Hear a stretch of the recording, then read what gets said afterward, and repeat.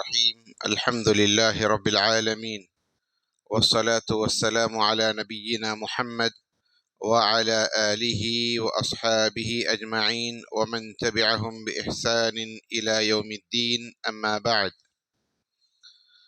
قال الله تبارك وتعالى: فأعوذ بالله السميع العليم من الشيطان الرجيم من همزه ونفخه ونفثه. يا أيها الناس إنا خلقناكم من ذكر وأنثى وجعلناكم شعوبا وقبائل لتعارفوا إن أكرمكم عند الله أتقاكم إن الله عليم خبير. قال النبي صلى الله عليه وسلم: المرء على دين خليله فلينظر أحدكم من يخالل.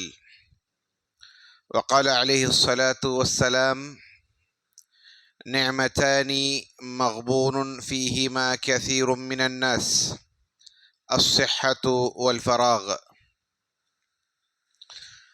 அளவற்ற அருளாளனும் நிகரற்ற அன்புடையவனுமாகிய அந்த ஏக இறைவன் அல்லாஹ் சுப்ஹானஹு வ தஆலா அவனுக்கே புகழனைத்தும் உரியது.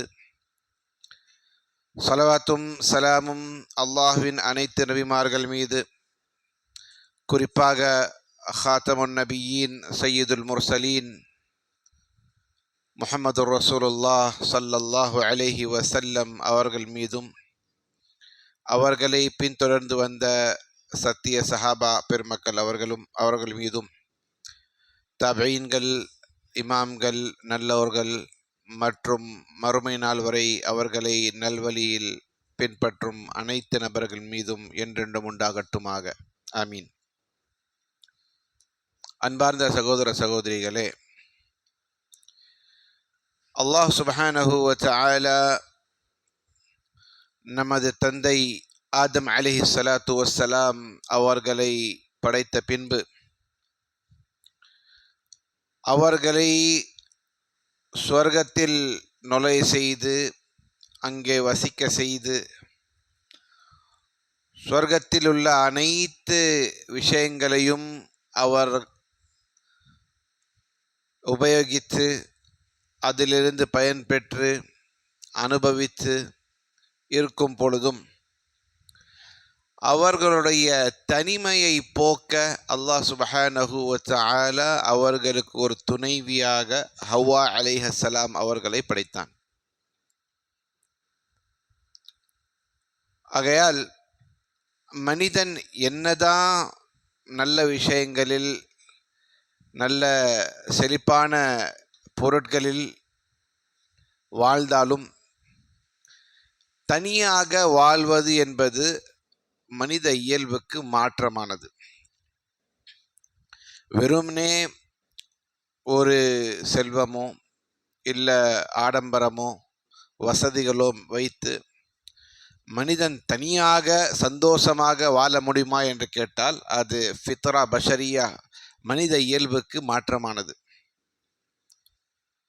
நாம் அன்றாட வாழ்க்கையில் பார்ப்போம், ஒரு நல்ல செய்தி, ஒரு சந்தோஷமான செய்தி வந்தோன்னு என்ன பண்ணுவோம்? யாருக்காவது ஃபோன் பண்ணி சொல்லணும், வீட்டில் இருக்கிறவங்கள்ட்ட பகிரணும், செலிப்ரேட் பண்ணணும்னு என்ன சொல்கிறது, பார்ட்டி பண்ணணும். தனியாக போய் பார்ட்டி பண்ணுவோமா? ஃப்ரெண்ட்ஸ் எல்லாம் கூப்பிட்டு போய் அங்கே போய் நான் ட்ரீட் வைக்கிறேன், இங்கே போய் நான் உங்களுக்கு எதாவது வாங்கி கொடுக்குறேன், சாப்பிட்லாம்.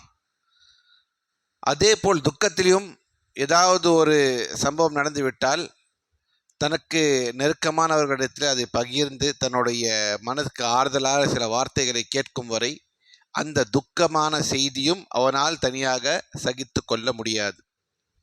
இன்பமோ துன்பமோ, நல்ல செய்தியோ கெட்ட செய்தியோ, மனித இயல்பால் அந்த விஷயத்தை தனியாக தாங்கிக் கொண்டு அதை கடந்து செல்வது என்பது மனித இயல்புக்கு அப்பாற்பட்டது. மேன் இஸ் அ சோஷியல் பீயிங்னுவாங்க. ஹியூமன் பீயிங் மனிதர்கள் ஒரு கூட்டமாக இருக்கும் ஒரு படைப்பினம். அப்படிதான் அல்லாஹ் சுப்ஹானஹு வ தஆலா நம்மை படைத்தான். யா அய்யுஹன் நாசு இன்னா ஹலக்னாக்கும் மின் தக்கரின் வ உன்சா. மனிதர்களே, உங்களை நாம் ஒரு ஆண் ஒரு பெண்ணிலிருந்து படைத்தோம். வஜஅல்னாக்கும் ஷுஊபன் வகபாயில லிதஆரஃபு.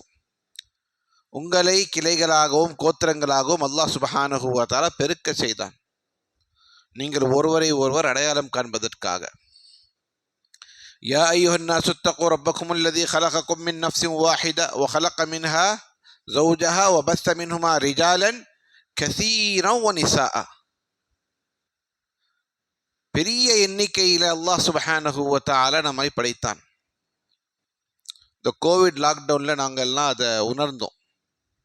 என்னதான் வீட்டில் வசதிகள் இருந்தாலும், என்னதான் வீட்டில் இன்டர்நெட்டு, வைஃபை, ஃபோனு, டேட்டா இருந்தாலும், பெரிய நமக்கு இருந்த ஒரு வேதனை என்னன்னு சொன்னால், வெளியே போட மாட்டேங்கிறாங்க, வீட்டிலே இருக்க சொல்கிறாங்க. அவங்கள பார்க்காம இருக்க முடியல, ஃப்ரெண்ட்ஸை மீட் பண்ணாமல் இருக்க முடியல, ரிலேட்டிவ்ஸோட இருக்க விடாமல் பண்ணிட்டாங்க. எப்படா வெளில போவோன்ற அந்த இயக்கம் பெரும்பாலும் நம்மால் அது உணர முடிஞ்சது. அதனால தான் லாக்டவுன் ஓப்பன் ஆனோன்னு என்ன பண்ணோம், எல்லாரும் போய் ஒருத்தரை சந்திச்சிட்டோம்.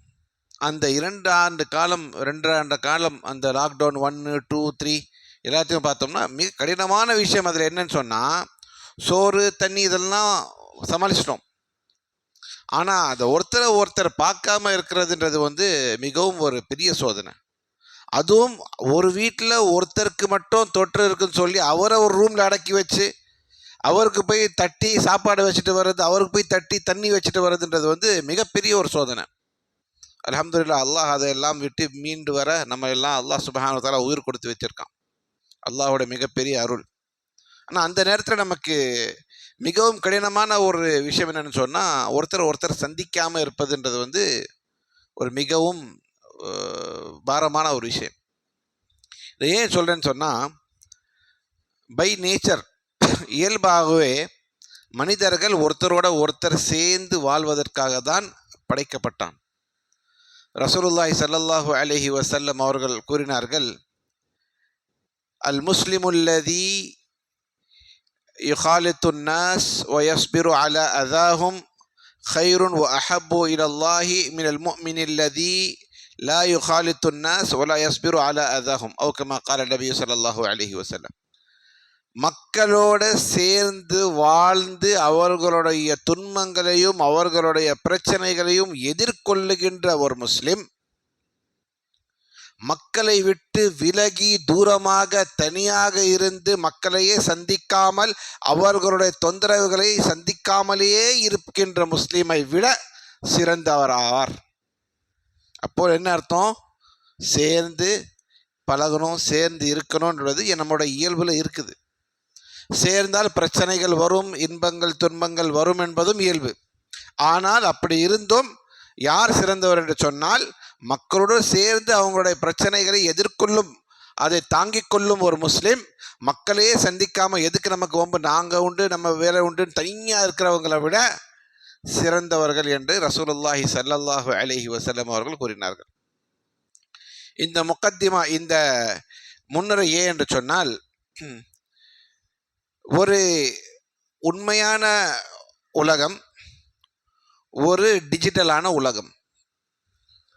நம்மகிட்ட இருக்கிற 2 ஆப்ஷன்ஸ். உண்மையான மனிதர்கள், ரியல் பீப்புள் நம்மை சுற்றி இருக்கின்றார்கள், நம் வீட்டிலே இருக்கின்றார்கள், நம் அறைக்குள்ளே இருக்கின்றார்கள். பெற்றோர்கள், சகோதரர்கள், சகோதரிகள், குழந்தை குட்டிகள், உறவினர்கள் எல்லாம் நம்மளை சுற்றி தான் இருக்கிறாங்க. ஆனால் நம்ம எங்கே இருக்கிறோன்னு சொன்னால், கையில் ஒரு சின்ன கேஜெட் வச்சுக்கிட்டு அதுக்குள்ளே நுழைஞ்சு அங்கே ஒரு 6000 ஃப்ரெண்டு 5000 ஃப்ரெண்டுன்னு அங்கே இருக்கிறோம். எந்த உலகத்தில், எந்த வீட்டில், எந்த அறையிலே நமக்கு மனிதர்கள் இருக்கின்றார்களோ அவர்களுடன் நாம் உரையாடாமல், அவர்களுடன் நாம் பேசாமல், அவர்களுடன் நம்ம வாழ்க்கையை நடத்தாமல், ஆளுக்கு ஒரு கேஜெட்டை பிடித்து கொண்டு எங்கேயோ உள்ள ஏதோ ஒரு நபரிடத்திலே நாம் தகவலை பரிமாற்றிக்கொண்டு நல்லதை கெட்டது அங்கே சொல்லிக்கிட்டு அவங்கள்ட்ட ஆறுதல் பெற்றுக்கிட்டு அவங்கள்ட்ட லைக்ஸையும் ஷேரிடும் வரோன்னு சொல்லிட்டு அவர்களுடைய பாராட்டுகளை பெறுவதற்காக ஒரு வாழ்க்கையிலே நாம் வாழ்ந்து கொண்டிருக்கின்றோம். இது ஒரு மிகவும் அபாயமான கட்டம். சோஷியல் மீடியாவின் பயன்களும் அபாயங்களும் என்ற தலைப்பு. இந்த தலைப்பு ஏதோ உங்களுக்கு தெரியாத ஒன்றை நான் உங்களுக்கு எடுத்து கூறவோ அல்லது எனக்கு உங்களுக்கு தெரியாத ஒரு விஷயத்தை அறிவிக்கவோ கிடையாது. இங்கே இருக்கிற ஒவ்வொரு ஆள்கிட்ட ஒரு பலன் சொல்லுங்க, ஒரு அபாயம் சொல்லுங்க, நீங்கள் எல்லாம் ஒரு பெரிய பட்டியல் கொடுத்துருவீங்க. இது எப்படி நான் தெரியாத விஷயம் கிடையாது, எல்லாருக்கும் தெரியும். பலன்கள் என்ன? ஒரு பலன் சொல்லுங்க, சோஷியல் மீடியானால இருக்கிற ஒரு பலன் சொல்லுங்க, ஒரு யூஸ் சொல்லுங்க, பெனிஃபிட் சொல்லுங்க பார்ப்போம். ஏதாவது ஒன்று சொல்லுங்க. இன்ஃபர்மேஷன், வேற மெசேஜ் பண்ணலாம், வேற வீடியோ காலில் பேசலாம், ஏர்ன் பண்ணலாம், லேர்ன் பண்ணலாம், கொலாபரேஷன் பண்ணலாம், கம்யூனிகேட் பண்ணலாம். சரி, அபாயங்கள் சொல்லுங்க. டைம் வேஸ்ட் பண்ணலாம், கேம் விளையாடலாம், கண்ணு போயிடும், மாஷா அல்லாஹ். அன்னோன் பர்சன்ட்ட பேசி டேஞ்சரில் விழுகலாம், டைம் வேஸ்ட் பண்ணலாம், ஃபினான்ஷியல் லாஸு, தூக்கத்தை கெடுத்துக்கலாம், உடம்புக்கு எடுத்துக்கலாம், ஸ்கேமுக்கு ஆளாகலாம். இது ஏன் சொல்கிறேன்னா, இதில் எல்லாமே எல்லாருக்கும் தெரிஞ்சது தான். இது தெரியாமலாம் கிடையாது. இந்த பள்ளிவாசலில் அந்த உதாரணம் கொடுக்கணுமா இல்லையான்னு தெரியாது. ஒரு சிகரெட் பாக்கெட்டில் எடுத்து பார்த்தீங்கன்னா, சிகரெட் ஸ்மோக்கிங் இஸ், அவ்வளோதான். ஆனால் அதையே வாங்கி அதை குடிக்கிறவங்க தான் உண்டு. தெரியாமலாம் கிடையாது, தெரிஞ்சு தான் பண்ணுறாங்க. அதில் நோய் வரும்னு தெரிஞ்சு தான் அதை வாங்குறாங்க, அதை உபயோகிக்கிறாங்க. ஸோ தெரியும் தெரியாதுன்றது கிடையாது இன்னைக்கு தலைப்பு. தெரிஞ்சோம் ஏன் அதில் நாம் விழுகின்றோம், தெரிந்தும் ஏன் அதை விட்டு விலக நமக்கு கடினமாக உள்ளது என்ற விஷயத்தை உணர்த்துவதற்காக எனக்கும் உங்களுக்கும் ஒரு நினைவூட்டலாக இந்த தலைப்பு கொடுக்கப்பட்டது. ஆகையால் இன்னைக்கு இங்கேருந்து எந்திரிச்சு போகும்பொழுது ஏதோ சோஷியல் மீடியாவில் நமக்கு தெரியாத ஒரு பலனோ இல்லை நம்ம தெரியாத ஒரு அபாயமோ இருக்குதோ அப்படின்ற மாதிரி நீங்கள் எதிர்பார்த்தீங்கன்னா அது மிகவும் அரிது. இங்கே இருக்கிறது எல்லாமே ஒரு நினைவூட்டல். கொஞ்சம் ஃபார்மேட் பண்ணி ஒவ்வொரு படியாக நம்ம பார்ப்போம் இன்ஷா அல்லாஹ். முதலாவதாக தீன், அல்லாஹுடைய மார்க்கம். அல்லாஹுடைய மார்க்கம் நம்முடைய உயிர் மூச்சு. எதை வேணாலும் விட்டு கொடுப்போம், அல்லாஹுடைய மார்க்கத்தை விட்டு கொடுக்கவே மாட்டோம் இன்ஷா அல்லாஹ்.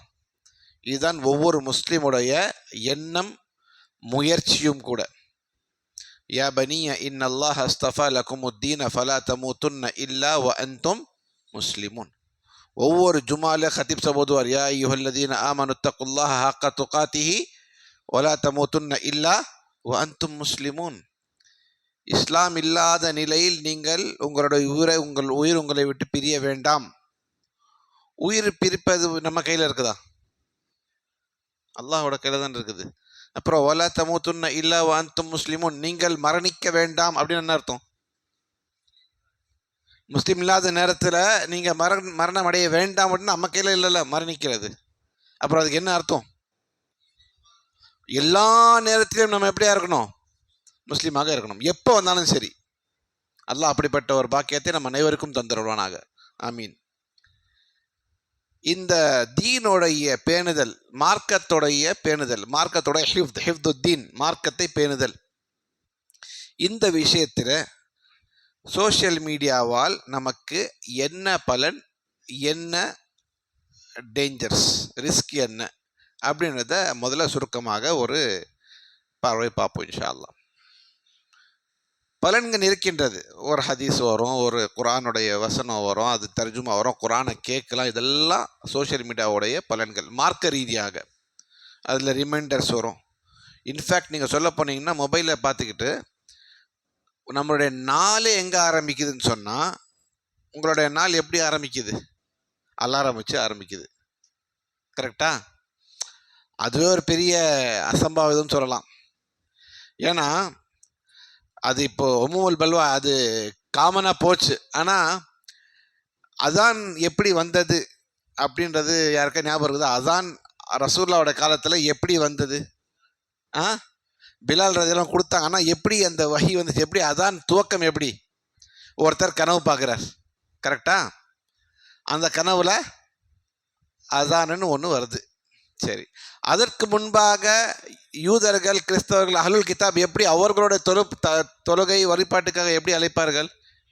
மணி அடித்து அழைப்பார்கள். இன்னும் அப்படி தான். ஒவ்வொரு மணிக்கு ஒரு வாட்டி நீங்கள் போகிறங்க பாருங்கள், ஆலயங்களில் ஒரு மணி அடிக்கும். அந்த மணி வச்சு தான் அவங்களுக்கு எல்லாமே. அந்த மணிக்கு பதிலாக வந்தது தான் அதான். அந்த ஜரஸுக்கு, அந்த பெல்லுக்கு மாற்றமாக வந்தது தான் என்னது? பாங்கு, அதான். அதில் தான் அஸ்ஸலாத்து கைரும் மினன் நௌம்னு இருக்குது. ஆனால் எத்தனை பேர் நம்மள்கிட்ட அதான் கேட்டு எந்திரிக்கிறோம்? நம்மளே எதில் எந்திரிக்கிறோம்? அந்த பாலா பண்ண அலாரம் வச்சு தான் எழுதிக்கிறோம். 4:50, 4:52, 4:55, 4:57, 4:58, 5, 5:02, 5:03, ஏதோ ஒன்று ஸ்னூஸ் பண்ணி என்ன பண்ணுறோம்? ஒரு 5வது 6வது அலாரம்ல எந்திரிக்கிறோம். அதுவும் அல்லாஹ் நாடியவர்களுக்கு ஃபஜரோட தொழுகை கிடைக்குது, நாடாதவர்களுக்கு அதுவும் மிஸ். 3 மணிக்கு வைக்கிறாங்க.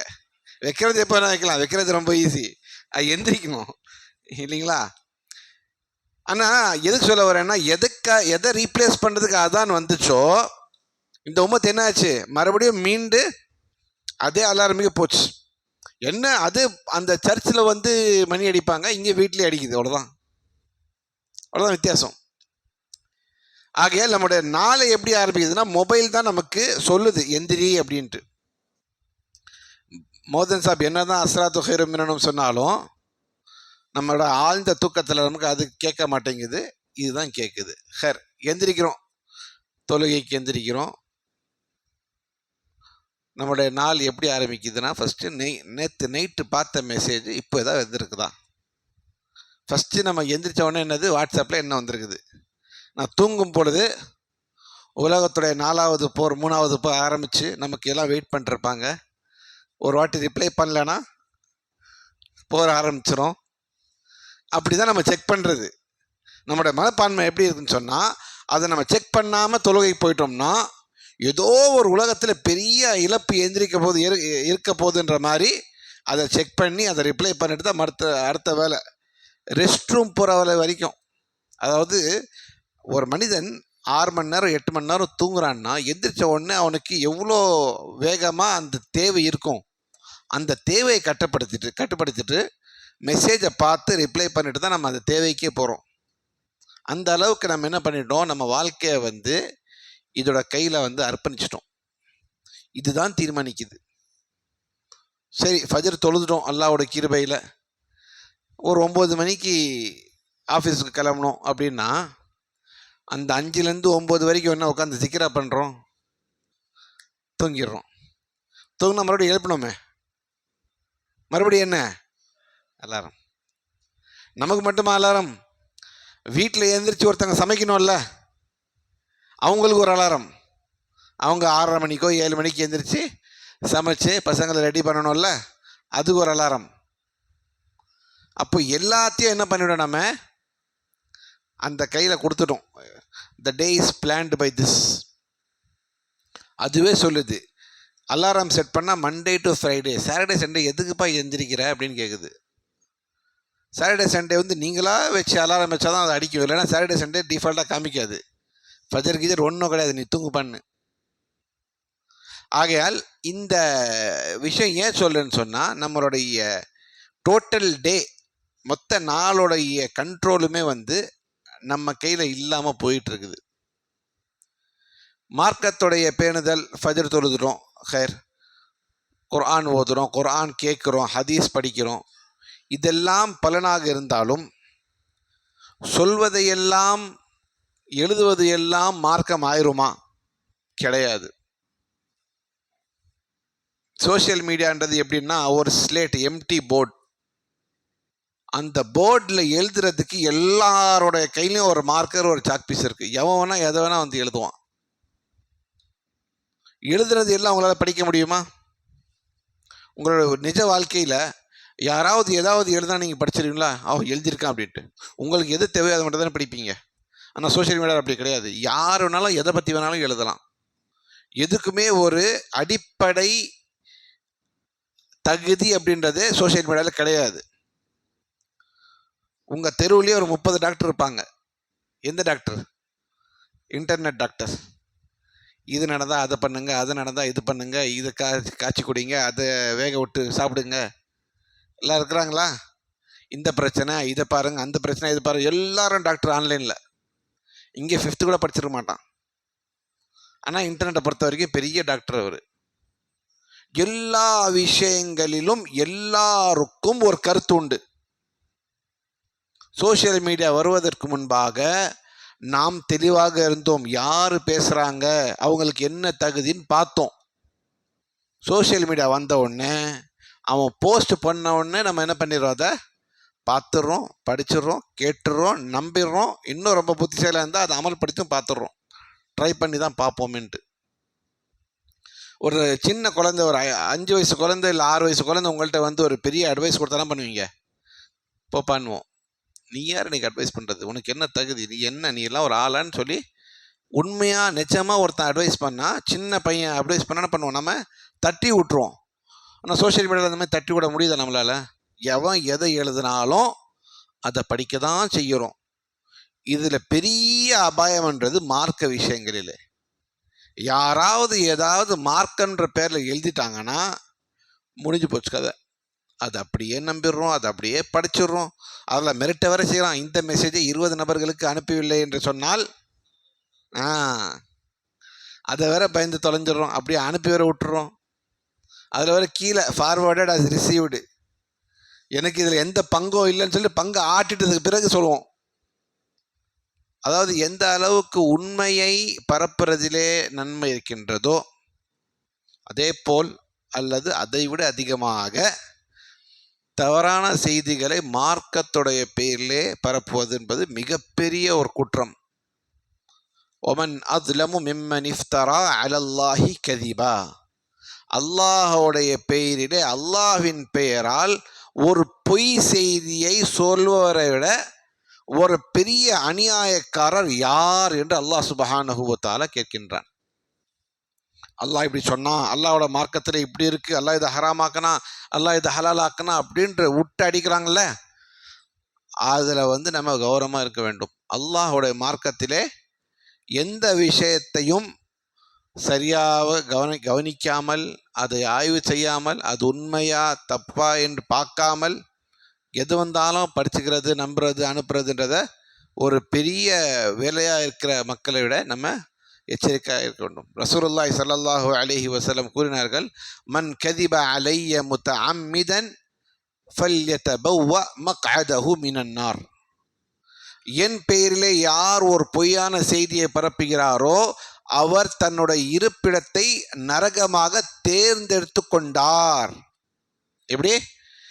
என்னுடைய பெயரிலே ஒரு பொய்யை யார் பரப்புகிறார்களோ, நான் இவ்வாறு கூறினேன் அல்ல அவ்வாறு கூறினேன் என்ற பெயரிலே நான் கூறியதாக எவராவது தவறான ஒரு பொய்யான செய்தியை பரப்பினார் என்றால் அவர் தன்னுடைய இருப்பிடத்தை நரகமாக ஆக்கிக் கொள்ளட்டும் என்ற அளவுக்கு மிக கடினமான வார்த்தைகள் ரசூலுல்லாஹி ஸல்லல்லாஹு அலைஹி வஸல்லம் அவர்களிடத்திலிருந்து வந்திருக்கின்றது. ஆகையால் குர்ஆன் ஹதீஸ் என்ற பெயரிலோ இல்லை மார்க்க விஷயங்கள் என்ற பெயரிலோ எது வந்தாலுமே அதை நம்பக்கூடாது. இது உங்களுடைய மார்க்க கல்விக்கான மூல பிரைமரி சோர்ஸ் கிடையாது. இன்டர்நெட்டோ சோஷியல் மீடியாவோ உங்களுக்கான ஒரு பிரத்யேக மூல காரணம் இல்லை மூல ஆதாரம் இந்த சோஷியல் மீடியாவில் வர்றது கிடையாது. இது எப்படின்னு சொன்னால் ரிவிஷன் மாதிரி.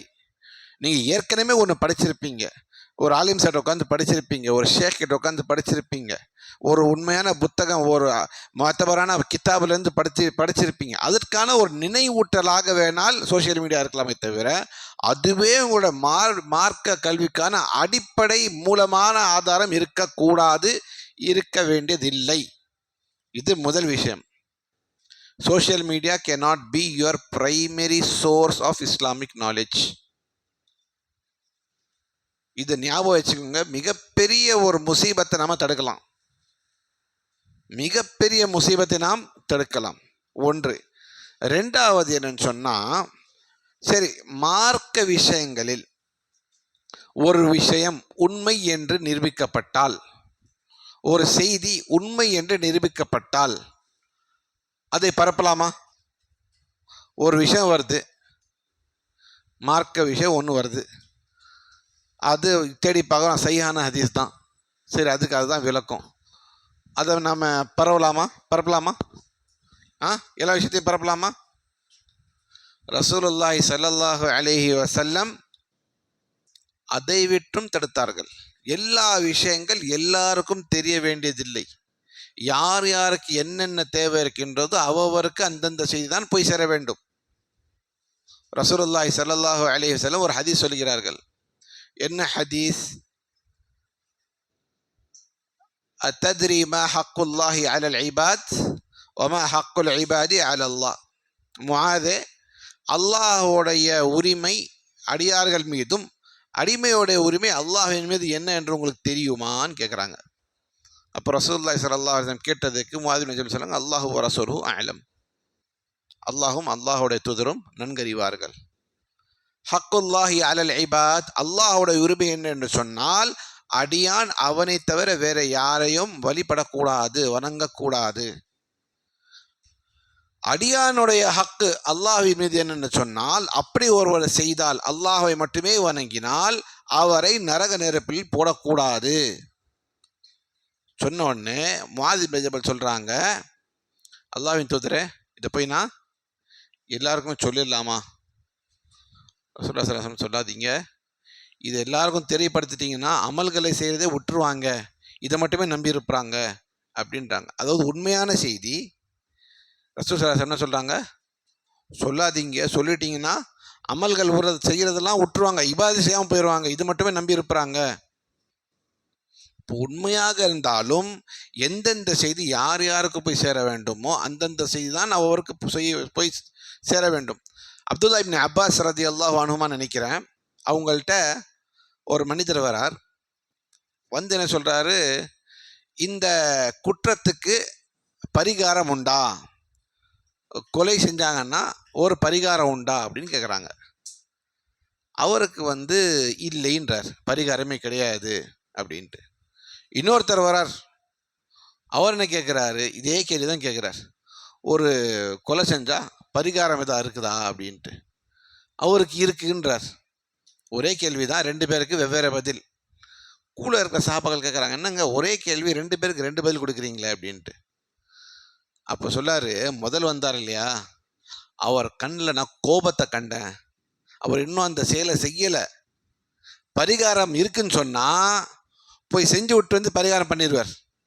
அதனால் என்ன சொன்ன, அவருக்கு பரிகாரம் இல்லைன்னு சொல்லிட்டேன். ரெண்டாவது ஒருத்தர் வந்தார் பாருங்க, அவர் ஏற்கனவே பண்ணிட்டாரு, தௌபா பண்ணுறதுக்கு வந்திருக்கிறார். அவர் என்ன பண்ண, நான் பரிகாரம் இருக்குன்னு சொன்னேன். என்ன அர்த்தம்? எல்லா விஷயத்திலும் எல்லா செய்திகளும் எல்லாருக்கும் நாம் கொடுக்கக்கூடாது. யாருக்கு என்ன தேவை இருக்கின்றதோ அன்னாருக்கு அதான் சொல்ல வேண்டும். நாம் என்ன பண்ணுறோம், எல்லாத்தையும் எல்லாருக்கும் பரப்புகிறோம். அப்போ என்ன ஆகுது, இந்த எக்ஸ்கியூஸ், ஒரு ஷாக் கிடைக்குமான்னு வெயிட் பண்ணிருக்காங்கல்ல ஒரு தவறு செய்கிறதுக்கு, அவர்களுக்கு நாம் ஒரு ரீசனை தேடி கொடுக்கின்றோம், இந்தாப்பா நீ பண்ணு அப்படின்ட்டு.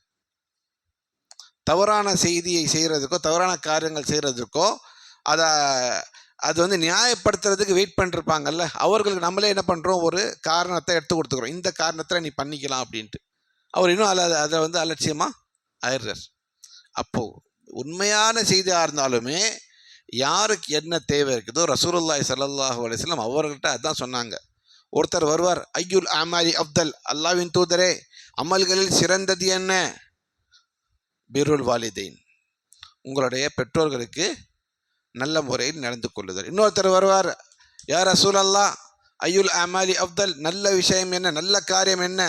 தௌஹீதுக்கு அப்புறம் அஸ்ஸலாத்து அலா வக்திஹா, நேரத்தில் தொழுகிறது. ஒரே கேள்வி தான், ஆளுக்கு பதில் மாறும். ஒரே கேள்வி தான், ஆனால் ஆளுக்கு ஏற்ற மாதிரி பதில் மாறும். ஒருத்தர் ஏதாவது ஒரு நசிஹா செய்யுங்கள், எனக்கு ஒரு உபதேசம் செய்யுங்கன்னா ஒருத்தர் லா தக்தப், நீ கோவப்படாதுன்னு. இன்னொருத்தர் வந்தால் இன்னொன்று சொல்லுவார். ஏன்னு சொன்னால் யார் கேட்குறாங்களோ அவர்களுக்கு என்ன மிக அதிகமாக தேவை இருக்கின்றதோ அவர்களுக்கு அதை சொல்லுவார்கள். நம்ம என்ன பண்ணுறோம், எல்லார்ட்டையும் அனுப்பிடுறோம்.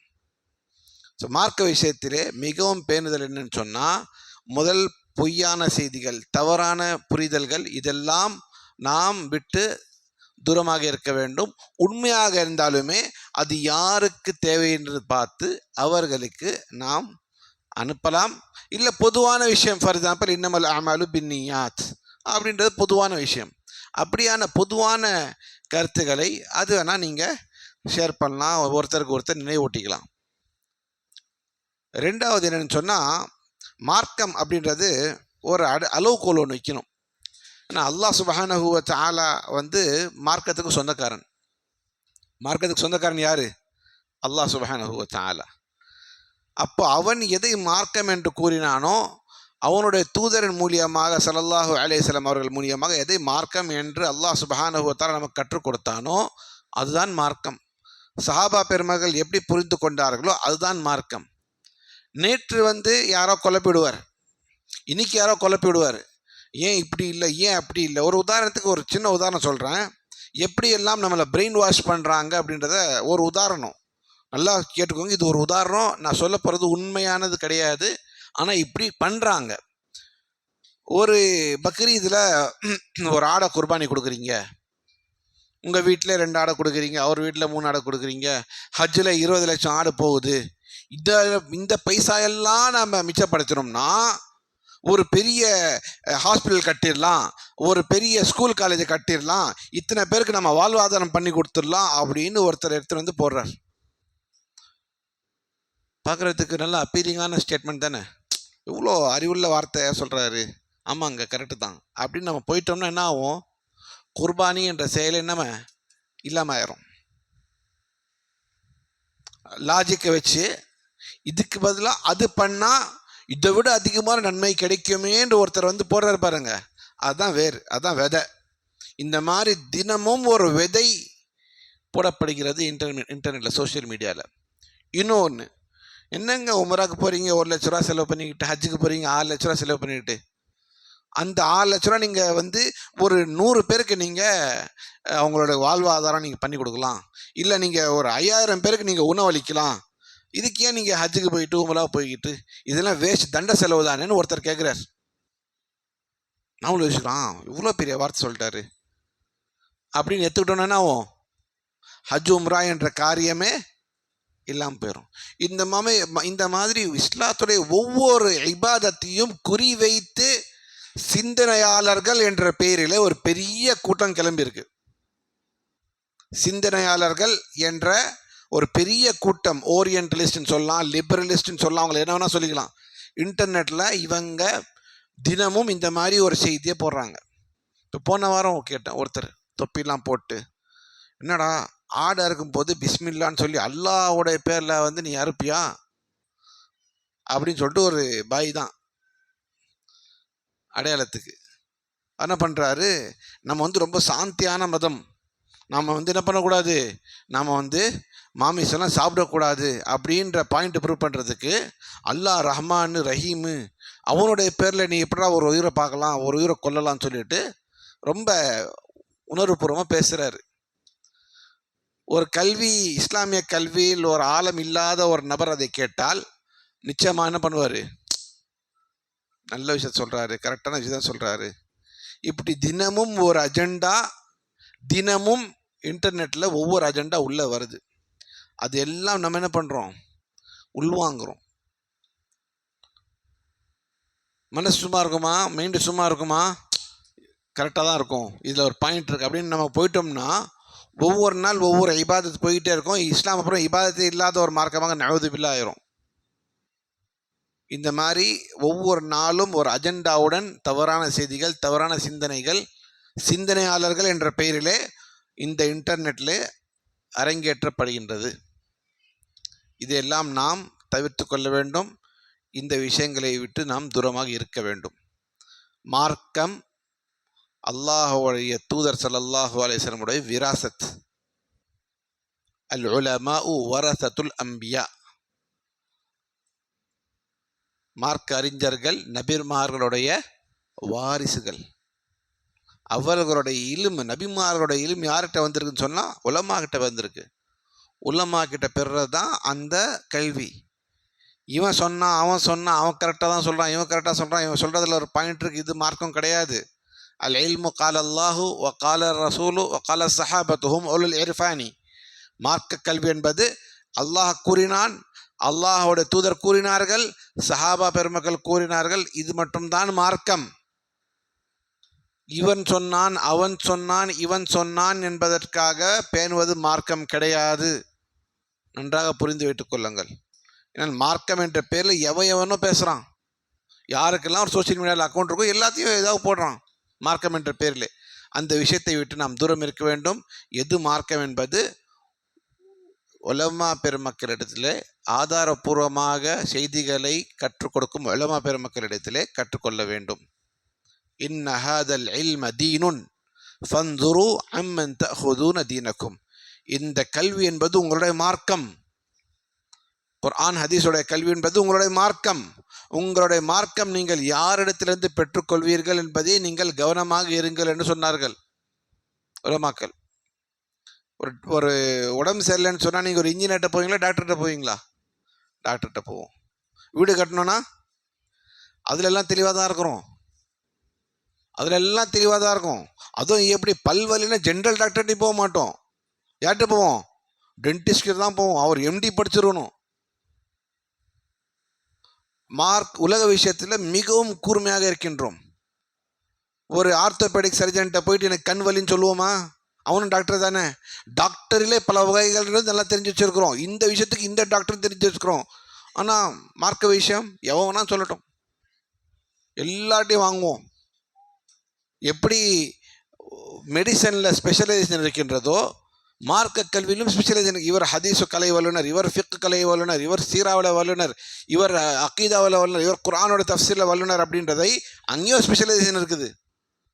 குறைந்தபட்சம் அட்லீஸ்ட் ஒரு ஆலிம்டாச்சு போகணும்ல, ஸ்பெஷலிஸ்ட்டை போல. சரி, அட்லீஸ்ட் டாக்டர்கிட்ட தான் வந்திருக்கோம், ஹாஸ்பிட்டல் தான் வந்திருக்கோம், அந்த அளவுக்கு சேஃப். ஏன்னா அங்கே அவங்க டைரக்ட் பண்ணிடுவாங்க. நீங்கள் தவறான டாக்டர்கிட்ட போயிட்டு இல்லைப்பா இது கண் பிரச்சனை, நீ போய் ஆப்தல்மாலஜிஸ்ட்டை காமின்ட்டு ஹாஸ்பிட்டலில் அட்லீஸ்ட் அவங்க வந்து என்ன பண்ணிடுவாங்க, வழி காமிச்சு விட்ருவாங்க. அந்த மாதிரி ஒரு நேரான ஒரு ஆலிம்கிட்ட வந்தீங்கன்னா, உண்மையான ஆலிம்கிட்ட வந்தீங்கன்னா அவங்க ஒன்று உங்களை வழி நடத்துவாங்க, இல்லை யார் வழி நடத்தக்கூடியவங்க என்பதை கை காண்பிப்பாங்க. இதுதான் உண்மையான ஆலிமுடைய அடையாளம். ஒன்று, they will guide you properly or they will tell you who can guide you properly. இதுதான் அவங்களுடைய நேர்மை, அமானிதம். நீங்கள் மார்க்கத்தை எல்லா இடத்திலும் கிடைத்த இடத்திலும் எடுத்தீங்கன்னு சொன்னால் எல்லாமே போயிடும். உங்களுடைய மார்க்கத்துடைய அஸ்திவாரமே போயிடும். ஆகையால் சோசியல் மீடியாவிலிருந்து மார்க்கத்தை கற்றுக்கொள்கிறேன் என்றதை மூல ஆதாரமாக எடுக்காதீர்கள்.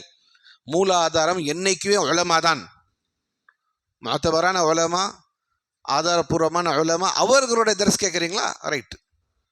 இவன் போட்டான் அவன் போட்டான், இவனோட கிளிப்பு அவனோட கிளிப்புன்றதுல மார்க்கம் உங்களுக்கு வராது. ஒன்று. ரெண்டாவது, உடல் ரீதியாக அல்லாஹ் சுப்ஹானஹு வ தஆலா உங்களுக்கு ஒரு உடம்பு கொடுத்துருக்குறான். ரசூலுல்லாஹி ஸல்லல்லாஹு அலைஹி வஸல்லம் காலத்தில் சல்மான் அல் ஃபாரசி ரதி அல்லாஹன், அபு தர்தா ரதி அல்லாஹன், இவர்கள் 2 பேர் மத்தியில் வந்து மதீனாவில் சகோதரத்துவ உடன்படிக்கை ஏற்படுது. முவாஹான்னு சொன்னால் ரசூல் ஸல்லல்லாஹு அலைஹி வஸல்லம் மதீனா போனோடனே ஒரு முஹாஜிர் சஹாபி, ஒரு அன்சார் சஹாபி, 2 பேர் மத்தியில் வந்து சகோதரத்துவம், முவாஹா அப்படின்னு சொல்லுவாங்க. இவர் உங்களுக்கு சகோதரர், அதாவது இவரோட தேவைகளை நீங்கள் பூர்த்தி செய்யுங்க அப்படின்னு ஒவ்வொரு அன்சாரி ஒரு முஹாஜிரை வந்து ரசூல் ஸல்லல்லாஹு அலைஹி வஸல்லம் சேர்த்து வச்சாங்க. அந்த மாதிரி அபு தர்தாவும் சல்மான் அல் ஃபாரசியும் ஒரே வீட்டில் இருக்காங்க. சல்மான் முஹாஜிர், அபு தர்தா அன்சாரி. அபு தர்தா ரதி அல்லாஹ் வீட்டில் வந்து யார் தங்குறாங்கன்னா சல்மான் அல் ஃபாரசி ரதி அல்லாஹ் தங்குறாங்க, முஹாஜிர். அப்போது ஒரு நேரத்தில் பார்க்குறாங்க சல்மான் அல் ஃபாரசி, உம்மு தர்தா அபு தர்தாவுடைய மனைவி மிகவும் ஒரு பரட்டையான ஒரு நிலைமையில் இருக்கிறாங்க. தாங்களே அவங்க செல்ஃப் கேர் பண்ணாமல் இருக்கிறாங்க. ஒரு மாதிரியாக இருக்காங்க. தாங்களே அவங்க வந்து கவனம் கொள்ளாமல் ஒரு மாதிரியாக, நம்ம சொல்லணும்னா லூஸ் மாதிரி அலையிறேன்ட்டு, அந்த மாதிரி ஒரு அவங்களே வந்து ஒரு செல்ஃப் கேர் பண்ணாமல் ஒரு நிலைமையில் பார்த்தாங்க. கேட்குறாங்க, என்னம்மா எல்லாம் நல்லா தானே இருக்குது, நல்லா தானே இருக்கிறீங்க, ஏன் இப்படி இருக்கிறீங்கன்னா, உங்கள் சகோதரர் அபு தர்தாவுக்கு என்கிட்ட எந்த தேவையும் கிடையாது. அவர் எப்போ பார்த்தாலும் நோன்பு, எப்போ பார்த்தாலும் இரவில் நின்று தொழுவுறது, இப்படியாக தான் இருப்பார். எனக்கும் அவருக்கும் என்னுடைய தேவை அவருக்கு கிடையாது அப்படின்னு சொல்கிறாங்க. அப்படியா, சரி வரட்டும். அபூதர்தா வரார். வந்த உடனே அவர் தானே விருந்தாளி அவர் தானே கவனிக்கணும். அவர் முஹாஜிர், அவரோட வீடு. அப்போ யார் உபசரிக்கணும்? சல்மான் ஃபார்சியை அபூதர்தா உபசரிக்கணும். சாப்பாடு நேரம் ஆகுது, வாங்க சல்மான் உட்காருங்க சாப்பிடுங்கன்னு சாப்பாடு கொடுக்குறார். அவங்க சொல்கிறாங்க, நீங்கள் சாப்பிட்லையா? இல்லைங்க நான் நோம்புன்றார். யார்? அபூதர்தா. நான் நோம்புன்றார். நீ சாப்பிட்டா தான் நான் சாப்பிடுவேன்றார். நஃபிலான நோன்பு தான். அப்போ என்ன பண்ணுறாங்க? அபூதர்தா அவரோட நோன்பை முடித்து விடுறார். முடித்து இவரோட சாப்பிட்றார். சரி, நைட்டு வருது. இஷாலாம் தொழுதுட்டு இவர் தூங்கும்போது அபூதர்தா கொஞ்ச நேரத்தில் எந்திரிக்கிறார். எதுக்கு? கியாமுல் லைலுக்கு. சல்மான் ஃபாரிசி பண்ணுறார், கை நீட்டி இழுத்து தூங்குன்றார். தூங்கிறார். இன்னும் கொஞ்சம் மறுபடியும் எந்திரிக்கிறார். தூங்குன்னு இழுத்து தூங்க வைக்கிறார். இரவின் கடைசி பகுதியில் போய் எந்திரிச்சு தொழுன்றார். அப்போ அபூதர்தா ரசூல் ஸல்லல்லாஹு அலைஹி வஸல்லம் போயிட்டு முறையிடுறாங்க, அல்லாஹ்வின் தூதரே, சல்மான் இப்படி பண்ணிட்டாரு, என்ன அல்லாஹ் வணங்க விடாமல் ஒரு தடுப்பாக இருந்தார் நேற்று அப்படின்னா. என்ன பண்ணார்? அவர் என்ன சொன்னார்? இன்ன லி ஜஸதிக அலைக ஹக்கா வ இன்ன ல ஐனிக அலைக ஹக்கா வ இன்ன லி ஜௌஜிக அலைக ஹக்கா ஃபஆதி குல்லதி ஹக்கின் ஹக்கா. உன்னுடைய உடம்பில் இருக்க ஒவ்வொரு பகுதியும் அதுக்கு ஒரு ஹக் உண்டு. உன்னுடைய மனைவிக்கு உன் மேலே ஒரு ஹக் உண்டு. ஃபஆதி குல்லதி ஹக்கின் ஹக்கா. ஒவ்வொரு விஷயத்துக்கும் அதுக்கு உரியதானதை நீ கொடுப்பாயாக என்று உபதேசம் செய்தார் சல்மான் அல் ஃபாரிசி. அப்போ ரசூல் ஸல்லல்லாஹு அலைஹி வஸல்லம் இதை கேட்டுட்டு, சதக சல்மான் சொன்னது உண்மை அப்படின்றார்.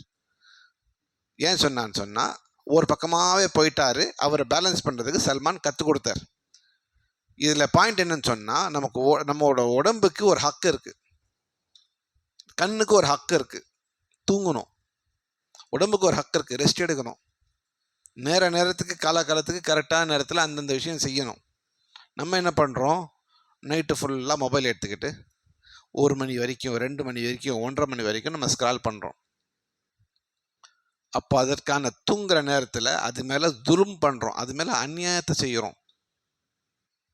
நம்மளோட உடம்பு மேலே நம்ம என்ன பண்ணுறோம்? துல்மு செய்கிறோம், ஒரு அநியாயத்தை இழைக்கிறோம். காலையில் எந்திரிக்க முடியல, எந்திரிச்சாலும் வேலை பார்க்க முடியல, கண்ணெல்லாம் வலிக்குது, கண்ணில் பவர் ஏறின்னே போகுது. என்னென்ன பிரச்சனைகள் வருது? நைட்டில் நம்ம தூங்கும் பொழுது நம்ம உடம்புல சில விஷயங்கள் நடக்குது.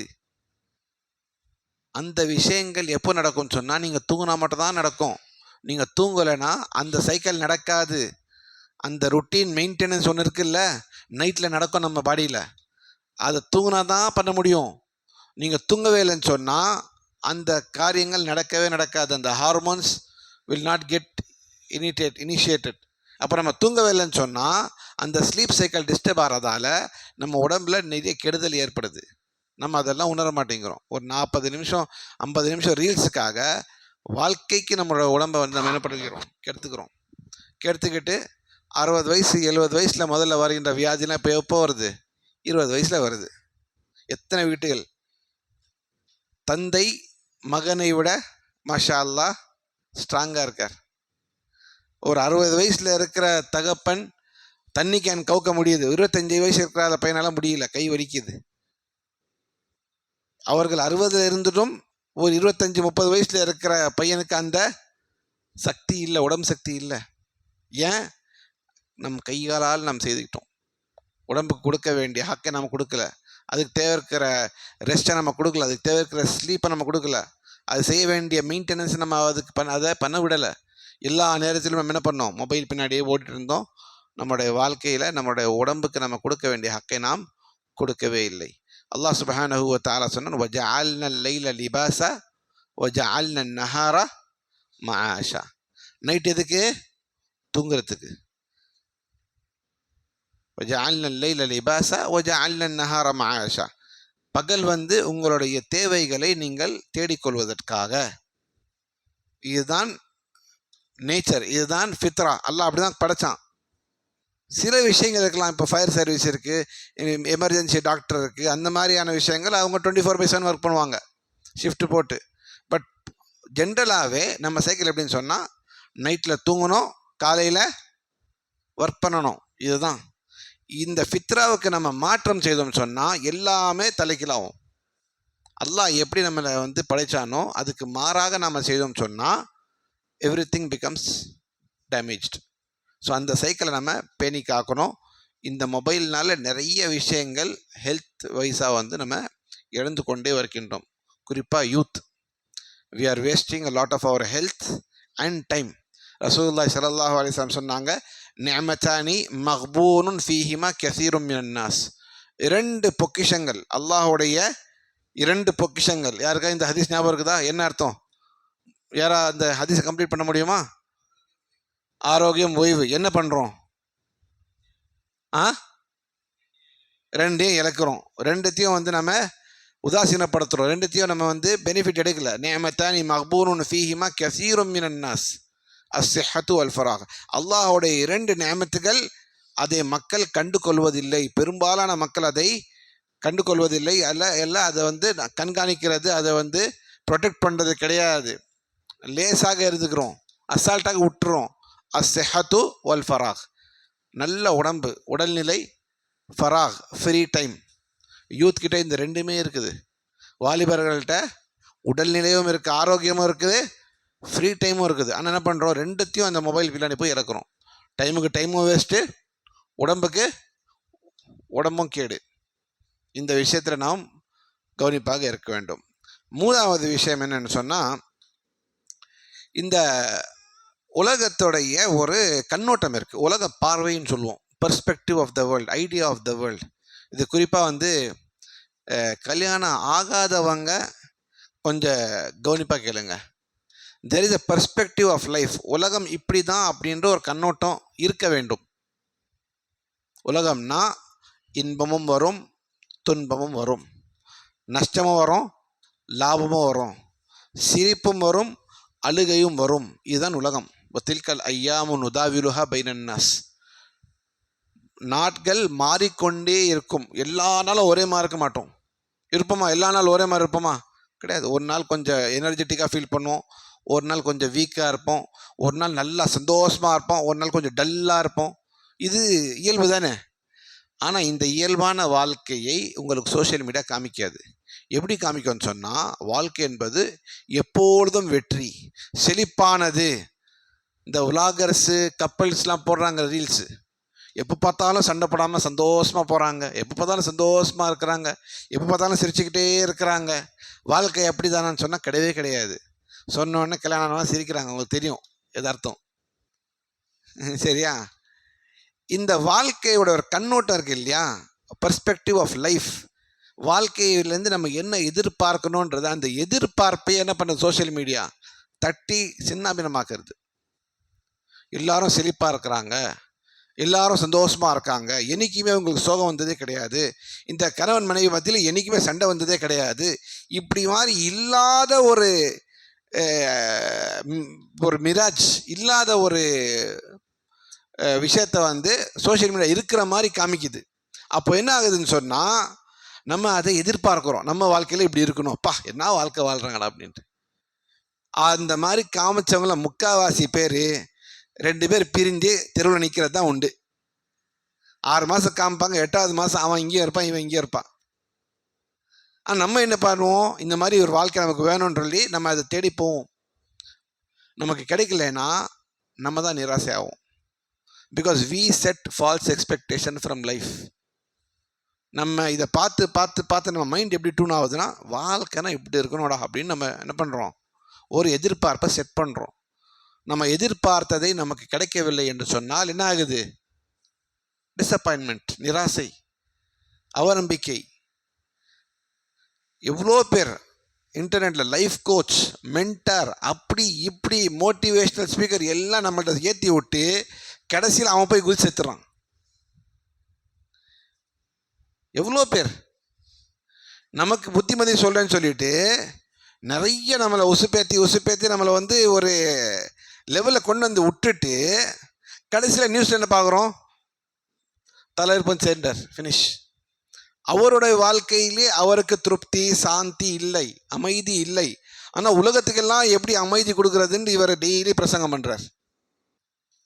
பெரிய பெரிய தொழிலதிபர்கள் நம்ம நினைக்கிறோம்ப்பா இருந்தால் இந்த மாதிரி இருக்கணும் அப்படின்ட்டு. 2-3 வருஷத்தில், இந்த 2-3 வருஷத்தில் ஒருத்தர் கோல்டு கடையோட பெரிய செயினுடைய ஓனர், நான் பேர் சொல்ல விரும்பல, பெரிய கோல்டு கடையோட ஓனர், கோல்டு கடையோட ஓனர்னா 1-2 கடை இல்லை, பெரிய செயின், தற்கொலையான அவுட்டு. பெரிய ஒரு காஃபி ஷாப்போட ஓனர், நம்ம யாரை பார்த்துப்பா இங்கே ஒன்று இருக்குது, அங்கே ஒன்று இருக்குது, அங்கே ஒன்று எல்லாம் நம்ம பார்க்குறோம்ல, அதோட ஓனர். நிறைய பேர் தன்னுடைய உயிர்களை மாய்த்து கொண்டு அதை முடித்து கொள்கிறார்கள், உலகத்துடைய ப்ரெஷர் தாங்க முடியாமல். ஆனால் நம்ம அவர்களுடைய வாழ்க்கையை பார்த்துப்பா வாழ்க்கை இப்படி இருக்கணும்னு நம்ம நினைக்கிறோம். Social media gives you a false perspective of life. உண்மைக்கு அப்பாற்பட்டு உண்மைக்கு வெகு தூரத்தில் இருக்கின்ற ஒரு மாயையை இந்த சோஷியல் மீடியா நமக்கு ஏற்படுத்துகிறது. இது என்னைக்கா ஒன்று கிடையாது, என்றைக்குமே இப்படி தான் ஏற்படுத்துது. We think life is all about happiness. வாழ்க்கையில் நான் தோல்வியை பார்க்கவே கூடாது, என்றைக்குமே எனக்கு வெற்றி தான், என்றைக்குமே நமக்கு செழிப்பு தான், என்றைக்குமே நமக்கு லாபம் தான், என்றைக்குமே நமக்கு அமைதி தான், நிம்மதி தான் அப்படின்லாம் நம்ம நினச்சி என்ன பண்ணுறோம், ஒரு எதிர்பார்ப்பை செட் பண்ணுறோம். எதிர்பார்ப்பு எது வரைக்கும் போகுது, இந்த டேட்ஸ் லிட்டில் பிரின்சஸ் கல்யாணம் ஆகிட்டு மாமியார் வீட்டுக்கு போகிற வரைக்கும் தான். எல்லாரும் டேட்ஸ் லிட்டில் பிரின்சஸ் தான். இப்போது கல்யாணம் போயிட்டு மாமியார் வீட்டு போனோன்னு தான் தெரியுது, ஆஹா நம்ம பார்த்ததுக்கும் இங்கே உள்ளதுக்கும் வானத்துக்கும் பூமிக்குள்ள வித்தியாசம் இருக்குது. பிரின்ஸும் கிடையாது, ஒன்றும் கிடையாது, போய் வேலையை பாருன்றாங்களா. அவங்களுக்கு ஒரு மாதிரியாது, என்னடா நம்மளை எப்படி வளர்த்தாங்க, நம்ம எப்படிப்பட்ட வீட்டிலேருந்து வரணும். ஆண்களுக்கும் சரி பெண்களுக்கும் சரி 2 பக்கமே என்ன வருது, டிஸப்பாயின்மெண்ட்.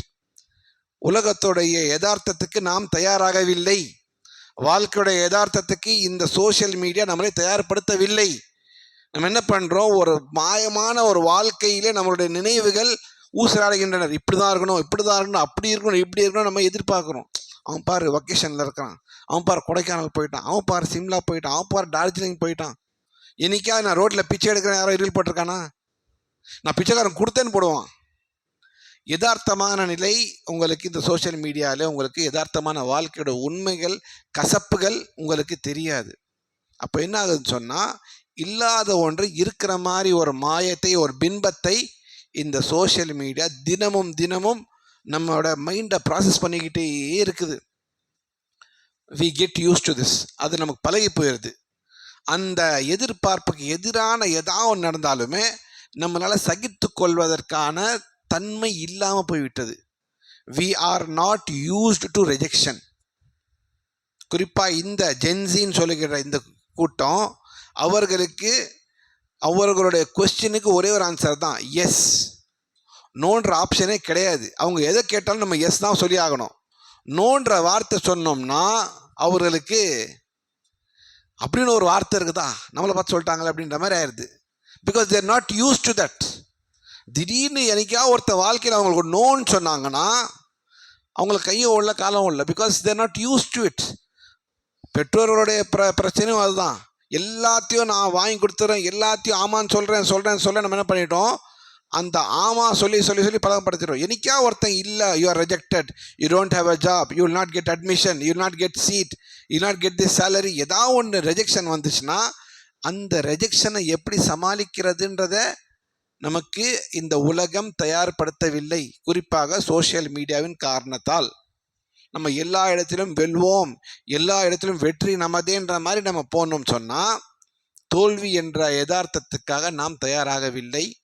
தோல்வி என்பது எல்லோருக்கும் வர வேண்டியது, வரக்கூடியது. வந்தால் அதை எப்படி சகித்து கொள்ள வேண்டும், அதை எதிர்கொள்ள வேண்டும் என்பதை இந்த பாடம், உலகத்துடைய வாழ்க்கையோட மிக முக்கியமான ஒரு தத்துவத்தை இந்த சோஷியல் மீடியா நமக்கு சொல்லிக் கொடுக்கவே இல்லை. தோல்வி என்று ஒன்று காமிச்சாதான் தோல்வியை எப்படி எதிர்கொள்ள வேண்டும் காமிக்கும். தோல்வியே இல்லாத ஒரு வாழ்க்கையில் நமக்கு காமிக்கிறாங்க. இப்போ தோல்வி இல்லாத வாழ்க்கை, ஏற்றத்தாழ்வுகள் இல்லாத வாழ்க்கை, இல்லை என்று கேட்க முடியாத வாழ்க்கை, இப்படின்ற ஒரு வாழ்க்கையை உங்களுக்கு ஒரு பிம்பமாக காமிக்கும் பொழுது, அந்த தோல்வி, நிராகரிப்பு, ரிஜெக்ஷன் அப்படின்னு வரும் பொழுது, சின்ன பசங்க 20 வயசு 17 வயசு ஐ மீன் டிப்ரெஷன், அது ஒரு பெரிய ஒரு ஸ்டைல் ஸ்டேட்மெண்ட். அந்த டிப்ரெஷன் பெரிய ஒரு கௌரவமான ஒரு வார்த்தையாச்சு. ஐ மீன் டிப்ரெஷன் பெருமையாக சொல்லிக்கிற மாதிரி ஆச்சு. 20 வயசு 15 வயசு 18 வயசு அவன் யார்கிட்டையும் பேச மாட்டான், அவன் தனிமையை விரும்புகிறான், அவன் ரூமுக்குள்ளேயே இருக்கிறான். என் பொண்ணு யார்கிட்டையும் பேசாது, ஷீ இஸ் டிப்ரெஸ்ட். பேரண்ட்ஸும் இப்போ அதை பெருமையாக நினச்சிக்கிறாங்க. டிப்ரெஷன் வந்து ஒரு பெரிய டிகிரி மாதிரி. இந்த வயசில் வர வேண்டியதா டிப்ரெஷன்? டிப்ரெஷன்ன்றது எப்போ வரும்? ஒரு விஷயத்தை திரும்ப திரும்ப திரும்ப திரும்ப அனுபவித்து எல்லா ஆப்ஷன்ஸை ட்ரை பண்ணி பண்ணி பண்ணி எதுவுமே ஒர்க் ஆகலைன்னா ஒரு 40-50 வருஷத்துக்கு அப்புறம் வர வேண்டியதெல்லாம் இப்போ 15 வருஷத்தில் என்னன்னு சொன்னால், நான் என் ஃப்ரெண்டுக்கிட்ட கேட்டேன், என் ஃப்ரெண்டு இல்லைன்ட்டான், நான் டிப்ரெஷனில் போயிட்டேன். ஏதோ பஸ் ஸ்டாண்டு போகிற மாதிரி டிப்ரெஷனுக்கு போயிட்டேன். எல்லாருடைய மைண்ட்லேயும் அந்த மன அழுத்தம் நமக்கு தெரியாமலே உள்ளே வந்துக்கிட்டே இருக்குது. செல்ஃப் கண்டென்ட்மெண்ட் நமக்கு இருக்கிறது அல்ஹம்துலில்லாஹ், இருக்கிறத வச்சு நம்ம சந்தோஷமாக இருப்போம் அப்படின்ற அந்த இயல்பே காணாம போச்சு. 50,000 வாங்குறவன்ட்டு 1 லட்சம் வேணுன்றான், 1 லட்சம் வாங்குறவன் 2 லட்சம் வேணுன்றான். எல்லாருக்கும் தான் இருக்கிற நிலையை விட மற்றவங்க நல்ல நிலையில் இருக்கிறாங்க அப்படின்ற ஒரு மனப்பான்மை வந்துச்சு. ரசூலுல்லாஹி ஸல்லல்லாஹு அலைஹி வஸல்லம் சொன்னாங்க, லா தன்சுரு இலா மன் ஹுவ ஃபௌகக்கும் வலாக்கின் உன்துரு இலா ஹுவ மன் அஸ்ஃபல மின்கும். உங்களை விட செழிப்பில் யார் பொருளாதாரத்தில் அதிகமாக உயர்ந்த நிலையில் இருக்கின்றார்களோ அவர்களை நீங்கள் பார்க்காதீர்கள். உங்களை விட கம்மியாக யார் இருக்கிறாங்களோ அவர்களை பாருங்கள். அப்போதான் அல்லாஹுக்கு நன்றி சொல்லக்கூடிய குணம் உங்களிடத்தில் வரும். சோஷியல் மீடியா அப்படியா பார்க்குறோம்? ஒருத்தனும் பார்ஸு, லாம்போர்கினி இதை தான் ஓட்டிகிட்டு போகிறான். ஒருத்தன் வக்கேஷனில் இருக்கிறான். ஒருத்தன் ஃப்ளைட்டில் நான் பிஸ்னஸ் கிளாஸில் போகிறேன் மக்களே பாருங்க அப்படின்னு காமிக்கிறான். அப்போ நம்ம என்ன பண்ணுறோம்? இதெல்லாம் வாழ்க்கை அப்படின்னு சொல்லிட்டு ஒவ்வொரு நாளும் அல்லாஹ் நமக்கு கொடுக்கின்ற நியமத்துகளை நாசுக்ரி பண்ணி அல்லாஹுடைய நியமத்துக்கு நன்றி செலுத்தாமல் நன்றி கெட்டவர்களாக அல்லாஹ் காப்பாற்ற வேண்டும் வாழ்ந்து கொண்டே இருக்கின்றோம். ரசூலுல்லாஹி ஸல்லல்லாஹு அலைஹி வஸல்லம் கூறினார்கள் 3 விஷயங்கள். இந்த 3 விஷயம் ஞாபகம் வச்சுக்கோங்க. மன் அஸ்பஹ மின்கும் ஆமினன் ஃபி சிர்பி முஆஃபன் ஃபி ஜஸதி இந்தஹு கூத்து யௌமி ஃபகஅன்னமா ஹீஸத் லஹு துன்யா பிஹதாஃபிரிஹா. உங்களில் யார் ஒருவர் காலையில் எந்திருக்கும் பொழுது அவர் தலைக்கு மேலே ஒரு ரூஃப் இருக்கு, ஒரு அடைக்கலம் இருக்கு, ஒரு வீடுன்னு ஒன்று இருக்கு. முஆஃபன் ஃபி ஜஸதி, உடல்நிலை பரிபூர்ணமாக இருக்கின்றது, ஹெல்த்தியாக இருக்கிறார், ஆரோக்கியமாக இருக்கிறார். இந்தஹு கூத்து யௌமி, அந்த நாளுக்கான அவனுக்கான உணவுப் பொருட்கள் அவனிடத்தில் இருக்கின்றதோ ஃபகஅன்னமா ஹீஸத் லஹு துன்யா பிஹதாஃபிரிஹா, உலகத்துடைய அனைத்து செல்வங்களும் அவனிடத்தில் இருக்கின்றது. என்ன விஷயங்கள்? 3 விஷயங்கள். என்ன 3 விஷயங்கள் சொல்லுங்க பார்ப்போம். வீடு ஒன்று இருக்கணும், 2வது ஹெல்த்து ஆரோக்கியம், 3வது அன்னிக்குள்ள ஃபுட்டு. அவ்வளோதான். வீடு என்ன பங்களா சொல்லலை, சொந்த வீடுன்னு சொல்லலை, மேலே ஒரு தர, அவ்வளோதான். தலைக்கு மேலே ஒரு ரூஃப்.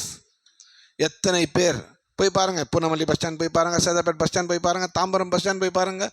ஒவ்வொரு பஸ் ஸ்டாண்டில் என்ன பார்க்குறோம் நம்ம? ஒரு 20 பேர் 30 பேர். மழை வந்தால் எங்கே போங்க தெரியாது, பிளாட்ஃபார்மில் படுத்து கிடக்குறாங்க.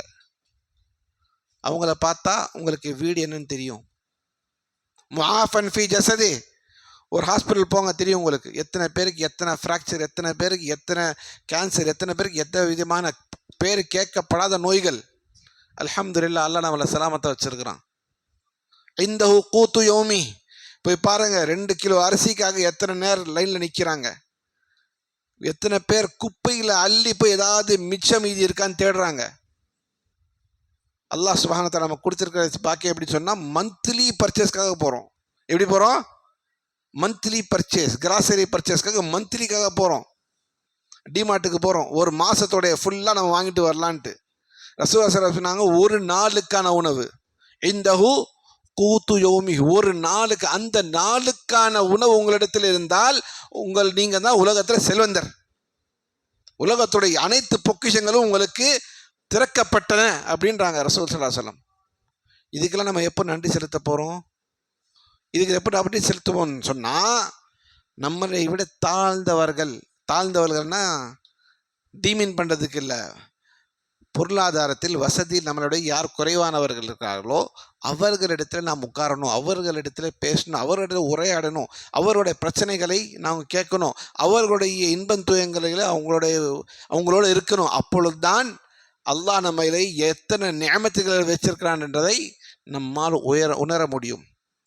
எல்லா நியமத்துகளை வாங்கி கொண்டு எல்லாத்தையும் அனுபவித்து கொண்டு தினம் தினம் அல்லாஹுக்கு நன்றி கெட்டவர்களாக அல்லாஹ் காப்பாற்ற வேண்டும், அல்லாஹ் ஹிதாயத்தை கொடுக்க வேண்டும். அல்லாஹுக்கு நன்றி செலுத்தாதவராக நாம் வாழ்க்கையை நடத்தி கொண்டே இருக்கின்றோம். எப்படி பார்க்குறீங்க? என்னங்க ஏதோ போகுதுங்க, எப்படி பார்க்க அவனை பாருங்க, நான் ஒன்றுமே இல்லைங்க, என்கிட்ட ஒன்றும் இல்லை, என்கிட்ட என்னங்க இருக்கு? சுப்ஹான் அல்லாஹ். எல்லாத்தையும் வைத்து கொண்டு அல்லாஹுவை பற்றி இந்த மாதிரி மோசமான வார்த்தைகளிலே அல்லாஹுடைய நியமத்தோடைய குஃப்ரானு நியம, அல்லாஹுடைய நியமத்துகளை நிராகரிக்கும் போல் ஒரு வார்த்தையை பயன்படுத்துகின்றோமே, நாளை அல்லாஹ்விடத்திலே போய் நிற்கும் பொழுது அல்லாஹ்விடத்தில் என்ன பதில் கூறப் போகின்றோம் என்றை சிந்தித்து பார்க்க வேண்டும். ஸோ இதெல்லாம் சோஷியல் மீடியாவோட சைடு இம்பேக்ட்ஸ். இதுக்கும் சோஷியல் மீடியாவுக்கு என்ன கனெக்ஷன் கேட்காதீங்க. இதெல்லாம் அங்கேருந்து தான் நமக்கு மைண்ட் செட்டில் வருது. அது பார்க்க தான் நம்ம மைண்ட் வந்து அப்படி போகுது. இறுதியாக ப்ரைவேசின்ற வார்த்தை, அது தமிழ் என்ன சொல்லுவாங்க? ப்ரைவேசிக்கு என்ன சொல்லுவாங்க? தனிமை. இந்த செவர்கள் கட்டியிருக்கிறாங்கல்ல வீட்லேயே, நமக்கு ஒரு ரூமில் செவர் இருக்கும் இல்லையா? அந்த செவருக்கு என்ன பிரயோஜனம், என்ன நோக்கம், என்ன செவர் கட்டுறதோட நோக்கம் என்ன? ப்ரைவேசி. அதுக்கு ஒரு கதவு, அந்த கதவுக்கு ஒரு தாழ்பால், அந்த தாழ்பாலுக்கு ஒரு பூட்டு, அந்த பூட்டுக்கு ஒரு சாவி. இதெல்லாம் எதுக்கு இருக்குது? ப்ரைவேசி. நமக்குன்னு ஒரு தனி வாழ்க்கை இருக்குது. அது எந்த இருந்தாலும் இந்த 4 செவருக்குள்ளே நடக்கணும் அப்படின்னு நம்ம நினைக்கிறோம். ஆனால் இன்டர்நெட் வந்ததுலேருந்து செவருலேருந்து எவனும் குதிச்சு வர மாட்டேங்கிறான். ஆனால் நம்ம என்ன பண்ணுறோம்? உள்ள இருக்கிற எல்லாத்தையும் தூக்கி வெளில போடுறோம். நான் இதை சாப்பிட்றேன், நான் இதை போடுறேன், நான் இதை வந்து அணியிறேன், நான் இதை வந்து வாங்குறேன், நான் இதை வந்து பர்ச்சேஸ் பண்ணுறேன்.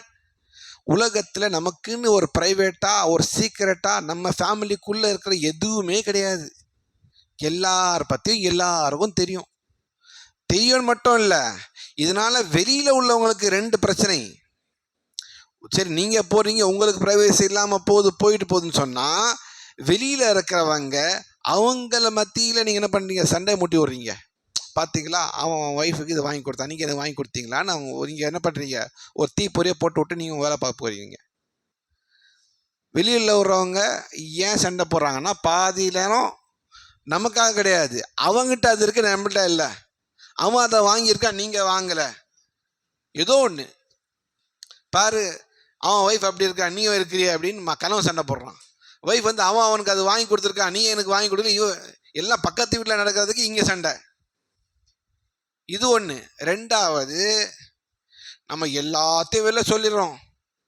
அப்புறம் வந்து ஆலிம்சா என் பையனுக்கு வந்து தூக்கமே வரமாட்டேங்குது, ஓதி ஊதுங்க. எப்படி வரும்? நீங்கள் தான் எல்லாரோட கண் படுற மாதிரி எல்லாத்தையும் போடுறீங்களே.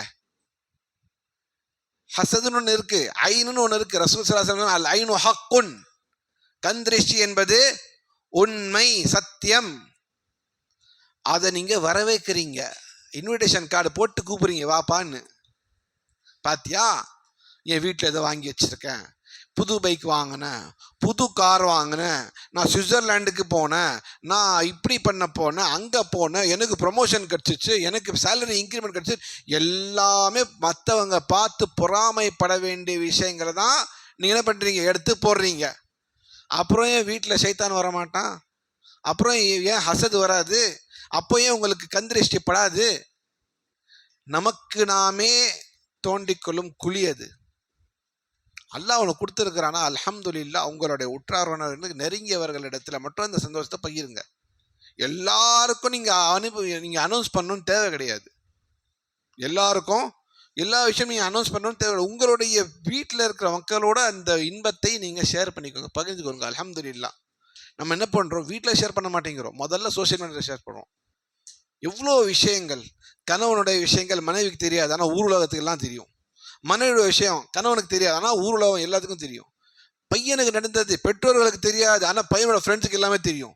எத்தனை பெற்றோர்கள், உங்கள் பையனுக்கு என்னங்க பிடிக்கும் தெரியாதுங்க, அவன் ஃப்ரெண்ட்ஸு கிட்ட தான் தெரியும். அல்லாஹ் அக்பர். நீங்கள் பெற்றெடுத்த பையன், நீங்கள் வளர்த்த பையன், அவனுக்கு என்ன பிடிக்கும் பிடிக்காதுன்றது உங்களுக்கு ஐடியா இல்லை. யாருக்கு ஐடியா? அவனுடைய ஃப்ரெண்ட்ஸுக்கு மட்டும் தான் தெரியும். அந்த ஃப்ரெண்ட்ஸு யார்? எல்லாம் நடமாடும் ஃப்ரெண்ட்ஸ் கிடையாது, எல்லாம் இன்டர்நெட்டில் உறவாடும் ஃப்ரெண்ட்ஸ் தான். அது ஆணா பெண்ணா உண்மையான மனிதனா இல்லையா எதுவுமே தெரியாது, எல்லாம் ஃபேக் ஐடியா இருக்கும். யாருக்கு தெரியும்? எதுவுமே நம்ம நிறுவனமாக சொல்ல முடியாது.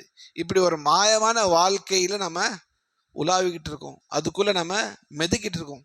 அல்லாஹ் சுப்ஹானஹு வ தஆலா நல்ல ஹிதாயத்தை கொடுப்பானாங்க. இந்த மாதிரியான அனைத்து வலைகளிலிருந்து அல்லாஹ் சுப்ஹானஹு வ தஆலா நம்மளை பாதுகாப்பானாங்க. நல்ல விஷயங்களிலே அல்லாஹ் சுப்ஹானஹு வ தஆலா பலன் பெறும்போது எங்களுக்கு தௌஃபீக் அளிப்பானாக. தீயவற்றை விற்று அல்லாஹ் சுப்ஹானஹு வ தஆலா நம்மை விலக்கி வைப்பானாக.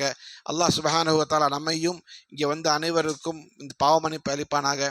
நல்ல ஹிதாயத்தை தௌஃபீக் தருவானாக. اللهم أعنا على ذكرك وشكرك وحسن عبادتك. اللهم أرنا الحق حقا وارزقنا اتباعه، وأرنا الباطل باطلا وارزقنا اجتنابه. اللهم ربنا لا تزغ قلوبنا بعد إذ هديتنا وهب لنا من لدنك رحمة إنك أنت الوهاب. ربنا لا تؤاخذنا إن نسينا أو أخطأنا. ربنا ولا تحمل علينا إصرا كما حملته على الذين من قبلنا. ربنا ولا تحملنا ما لا طاقة لنا به. واعف عنا واغفر لنا وارحمنا أنت مولانا فانصرنا على القوم الكافرين. ربنا آتنا في الدنيا حسنة وفي الآخرة حسنة وقنا عذاب النار. ربنا تقبل منا إنك أنت السميع العليم وتب علينا إنك أنت التواب الرحيم. سبحان ربنا رب العزة عما يصفون وسلام على المرسلين والحمد لله رب العالمين.